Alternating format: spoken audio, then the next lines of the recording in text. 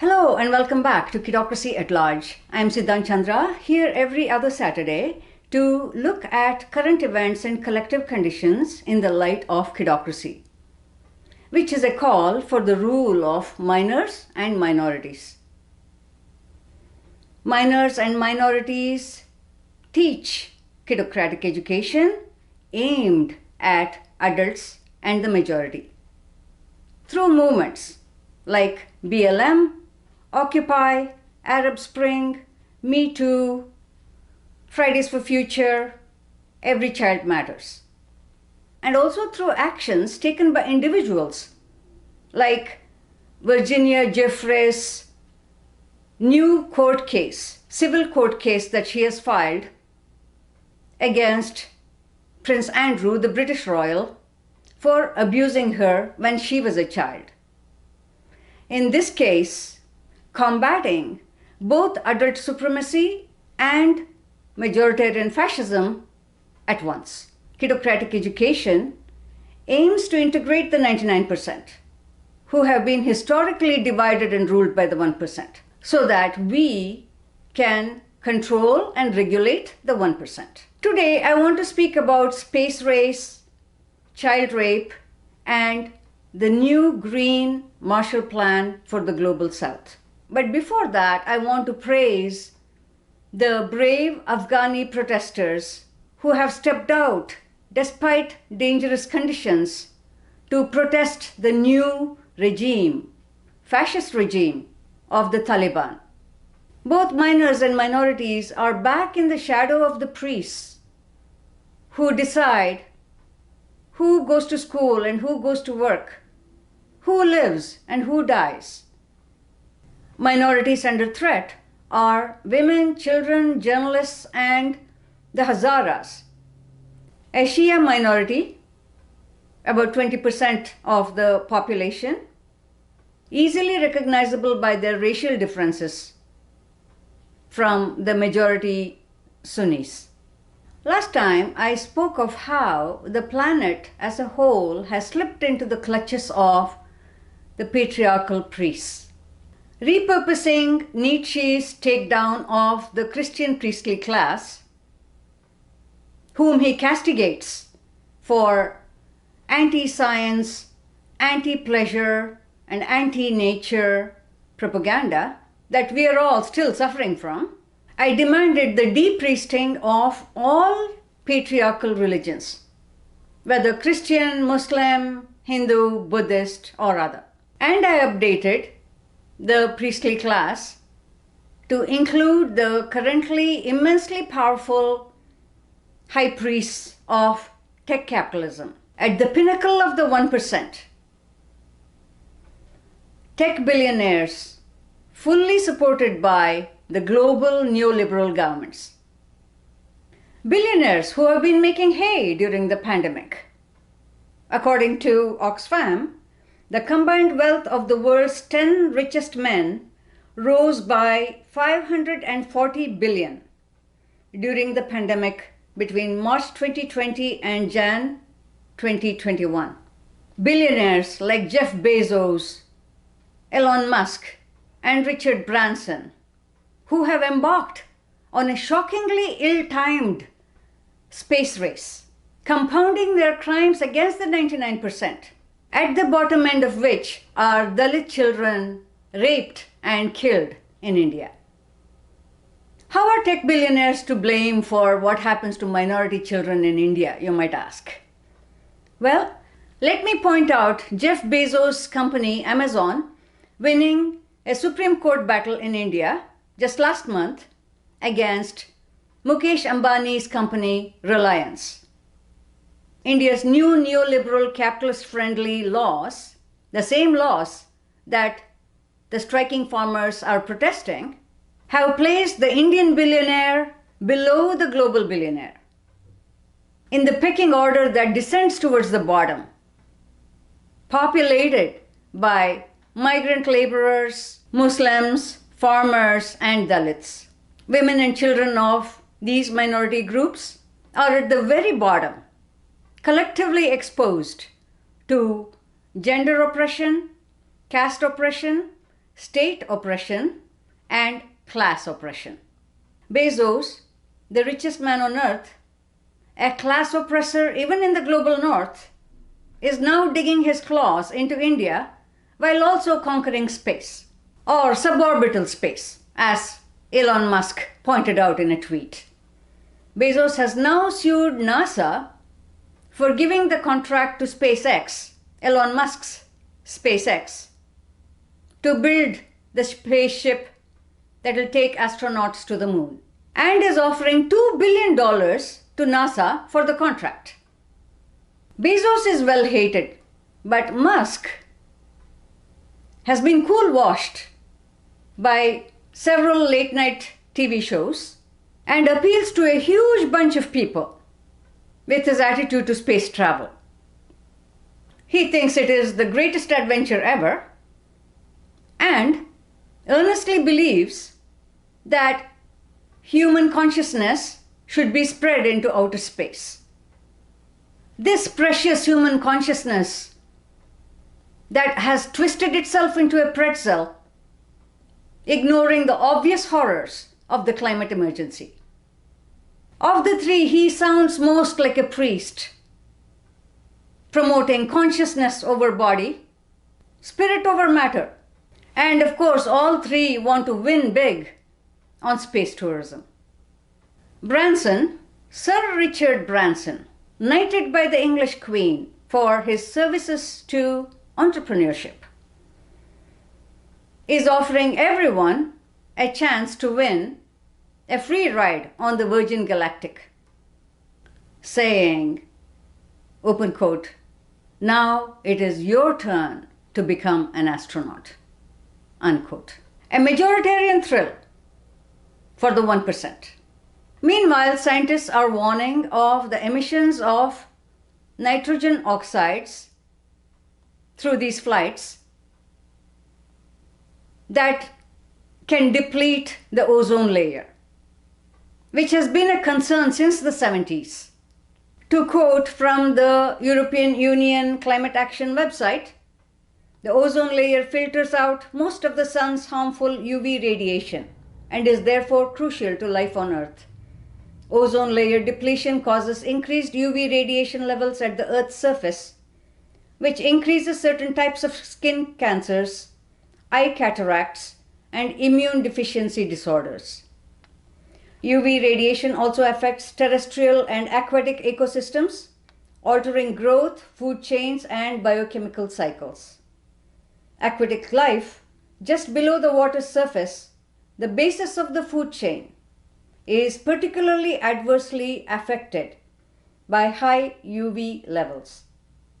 UV rays also affect plant growth, reducing agricultural productivity. Scientists warn that the solid fuels used by Branson's Virgin Galactic spaceship is particularly bad. It is important to remember 7 years ago, Naomi Klein exposed Branson's greenwashing abilities when he pledged $3 billion to fight climate change, but stopped after delivering $230 million. While most patriarchal priests are anti-pleasure, the billionaire class offers us thrills and magical thinking that flies in the face of science. In that sense, they are as anti-science and anti-nature as the Christian priests. They cater to the frequent flyer class, the super emitters, the 1% of the world's population who are responsible for half of aviation industry's carbon emissions, who are currently on a revenge tourism spree after lockdown has been lifted. Clearly, the higher the 1% flies, the deeper the abyss of oppression experienced collectively by minority children all over the world, but especially in the global south.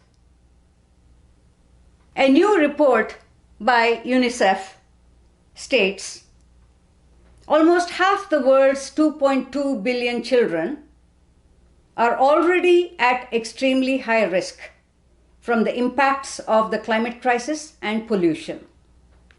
Nearly every child around the world is at risk from at least one of these impacts today, including heat waves, floods, cyclones, disease, drought, and air pollution. But 1 billion children live in 33 countries, facing 3 or 4 impacts simultaneously. The countries include India, Nigeria, and the Philippines, and much of sub-Saharan Africa. And of these 1 billion children,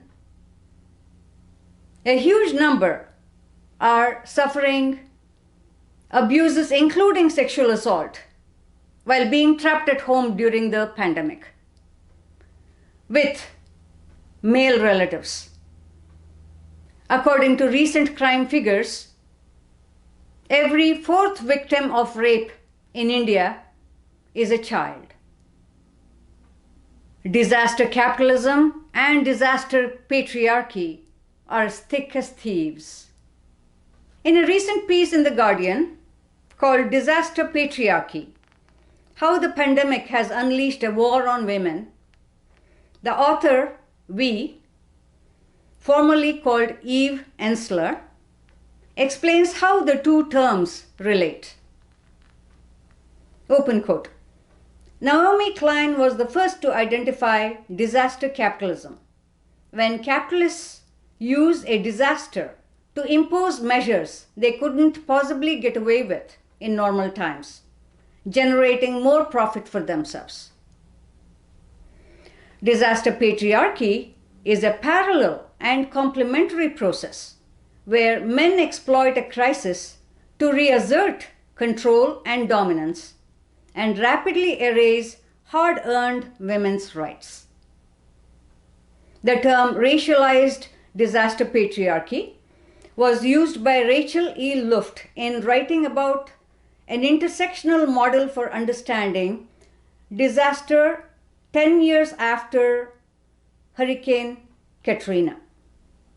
All over the world, patriarchy has taken full advantage of the virus to reclaim power, on the one hand, escalating the danger and violence to women, and on the other, stepping in as their supposed controller and protector.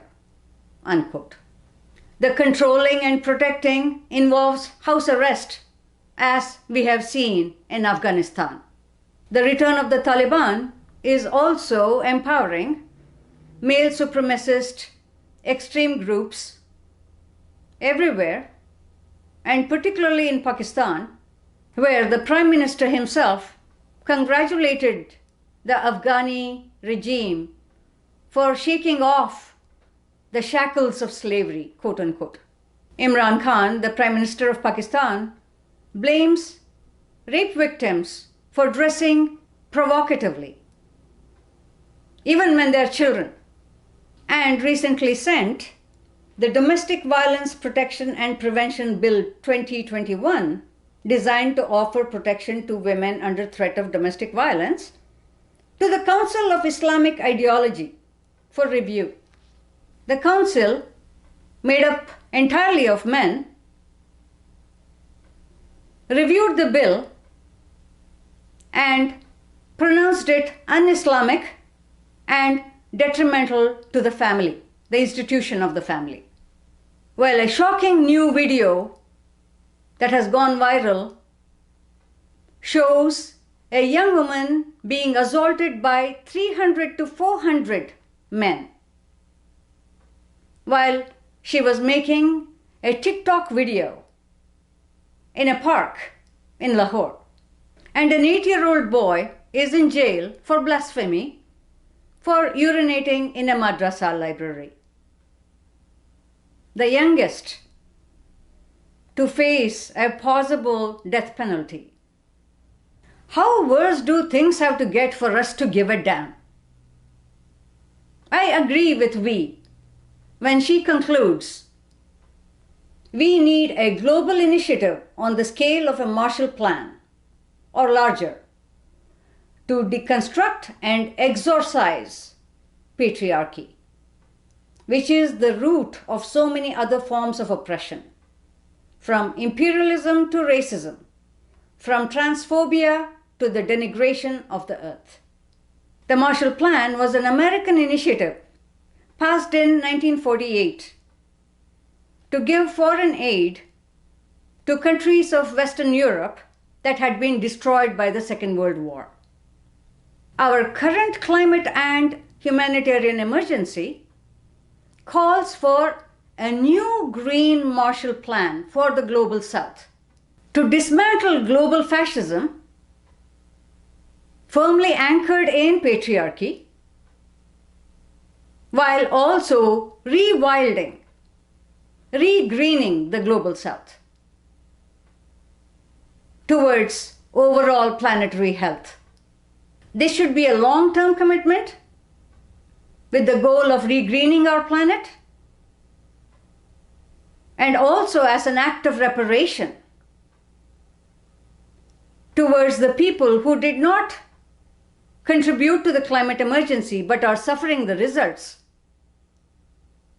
from the people who contributed hugely to the climate emergency, the 1%, the frequent flyer class. The urgency of this hit me when I read of a new study that warns of an impending collapse of the Gulf Stream, which regulates our planet's climate.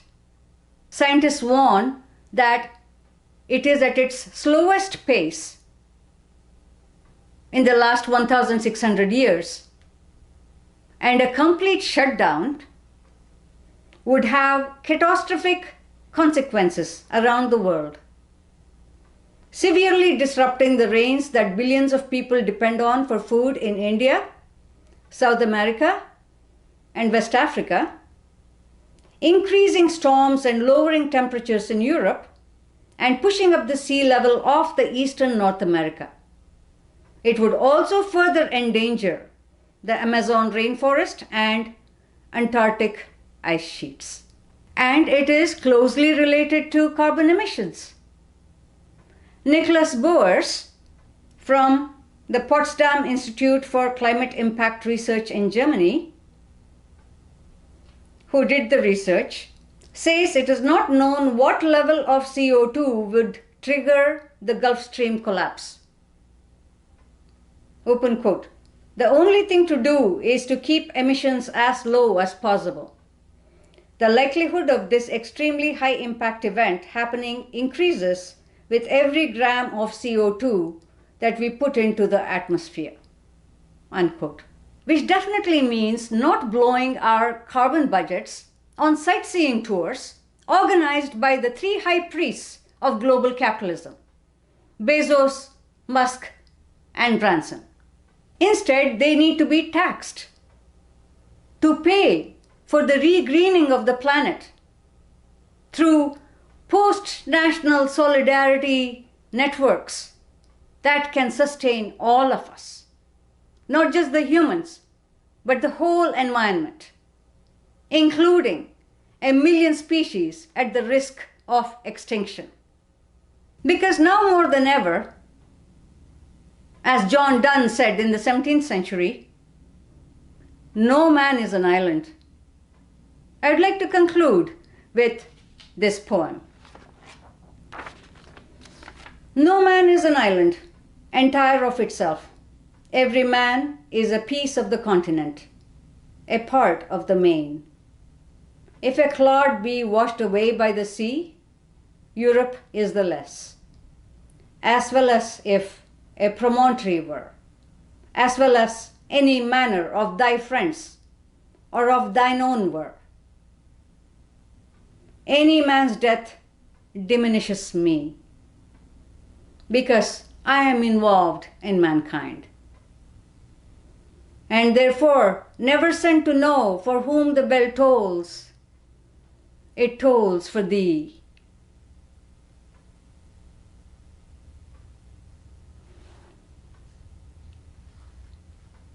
I will see you in 2 weeks.